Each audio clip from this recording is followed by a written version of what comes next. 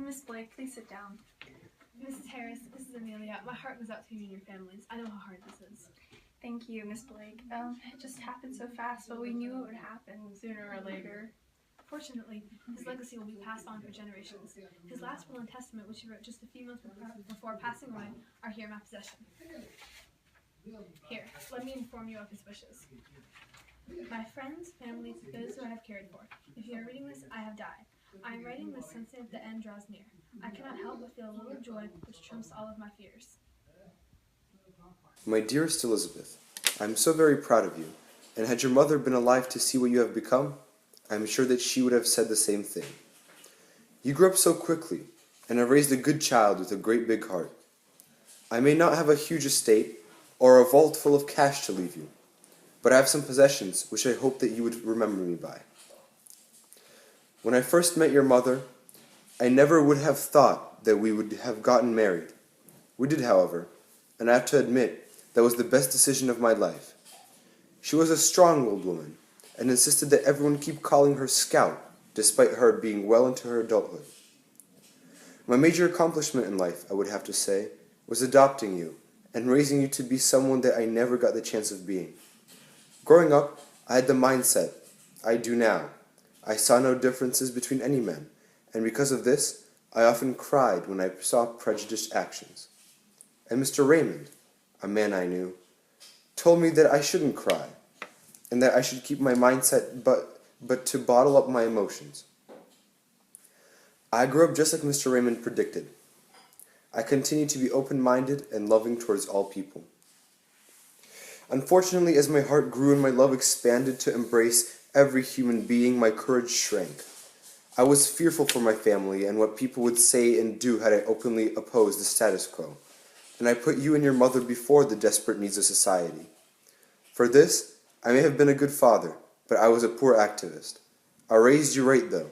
You have always had a burning passion to see equality for everyone. You fought tooth and nail for the principles which you believed in, and I like to believe that it was in part because of you that all of these great changes came about.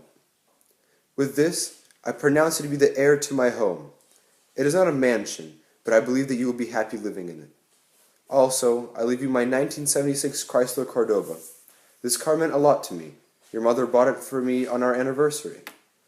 Let this car be a reminder to you, my dear, dear Elizabeth, that you must drive forward and achieve everything that you must in order to succeed.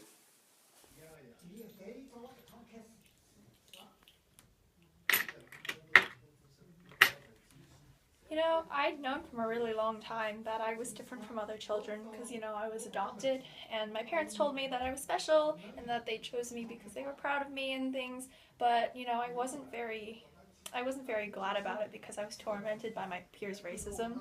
My dad would always curse and say nothing has changed in Maycomb since Tom Robinson, and so we moved here to, Rockville in a small house. Is that why we didn't live in Granddad's old neighborhood? And Mom, who's Tom Robinson?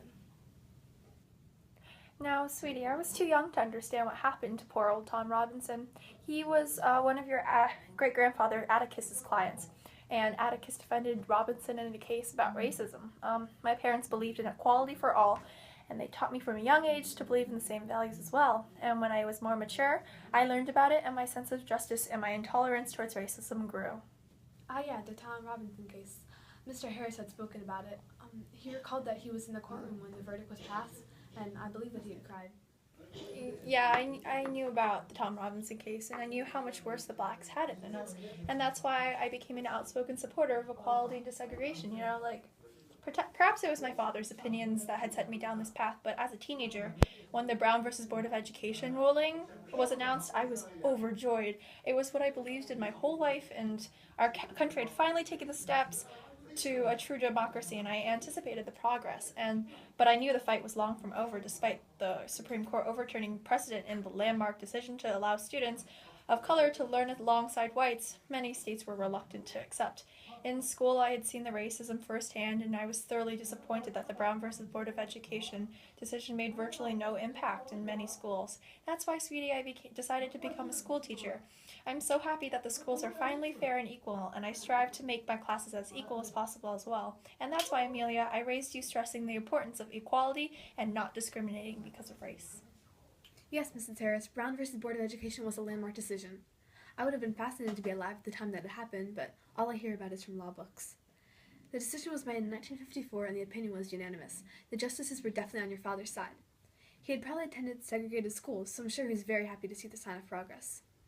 Like him, I'm also passionate about these issues.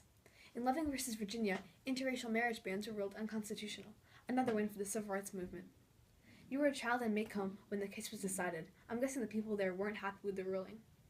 However, now society has completely accepted interracial marriage. Another sign of improvement.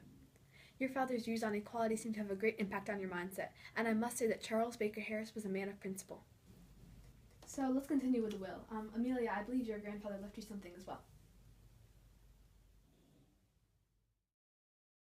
Amelia, you were always so cheerful when you were a little girl. Every summer you would come over to our home and we would play for days on end. Your great and courageous spirit, as well as your impenetrable resolve, has made you what you are today. Your mother raised you well, and I am proud to say that I also contributed to your upbringing. To you, I leave the entirety of my savings account, all $350,000 in it. You need this money. You have a family and many hopes for the future. I myself know what it is growing up without much with which to pay for my desires, and I so hope that you cherish this money and use it well. I have also given the returns to all my investments, a total of $100,000 to you. I ask that you give this money to a worthy cause. Remember, Amelia, there is still much work to be done before everyone in the world can live free and happy. With this, I sign off for the last time. Goodbye, my family and friends. Sincerely yours, Dill. Miss Amelia, your grandfather left you this money through a bank account. I'll wire the money to you as soon as possible. Thank you, Miss Blake. You were very lucky. Your grandfather has saved up this money through hard work and a lot of sacrifice. I hope you'll put it to good use. Oh, I promise that I most definitely will. There are still many racial injustices in the world today. As I'm sure you can tell, Miss Blake, Dill passed his views on equality down to my mother, and she did no less of a job ingraining them in me. Although racial discrimination between Caucasians and African Americans has greatly improved since my grandfather's time, there are now other major ethnicities demanding for equality as well. My views are most certainly like with my family in that everyone should be treated equally, but I feel as though for me, these views apply to a larger pool of diversities. My mother and grandfather mainly rooted for equality between Caucasians and African Americans. As a part-time secretary at Rosa Parks Middle School, I am always communicating with the students and their families, answering the phone, greeting parents and other individuals who come to the school, and so on. Oh, I'm also a clown at kids' parties, and I'm so entertaining. Do you want to see my act? Maybe another time, but I think you should continue with your story now. Oh, okay then. Well, currently Rosa Parks' population is mostly white, but I hope that in the future, the population will be more equally divided between Caucasians, African Americans, Asians, Hispanics, Latinos, and other races. Although racial jokes and stereotypes will always exist, I believe that an equal distribution of races would teach students to be more sensitive in the matter of race. However, I don't think equal distribution should be forced at all, since people are forced to do something more often than not, they're resistant. The 2006 case of Meredith versus Jefferson County Board of Education, for example, pleased me because the Supreme Court deemed Jefferson County's narrow and forceful plan to control the African American enrollment rate in schools unconstitutional under the Equal Protection Clause of the 14th Amendment. No schools were allowed to have an enrollment of less than 15% or more than 50% of African Americans. That meant that not all students could be enrolled in their choice school due to demographic requirements. As you can see, this requirement was only a white and black rule, and the plan didn't even include any individual consideration of the students. In this case, the school board's plan was more so geared towards balancing races and meeting demographic goals instead of promoting racial equality. Oh gosh, all this talk about racial equality has got me really tired. You know, one time I became so exhausted at school that I fell asleep at the desk and no one woke me up for 4 hours. Oh my gosh, do you know how much work I had to complete after that? I got so mad that I threw a kid out the window. Luckily, I work on the first floor, so he didn't get hurt, I think. Sweetie, that's amazing. I'm so proud of you, and I know your grandfather would be too. Although, I think you should cut down on the tall tales. But then again, that's another trait of your grandfather's that you have. Thank you, Miss Blake, for coming in and showing us the will. I'm sorry for your loss.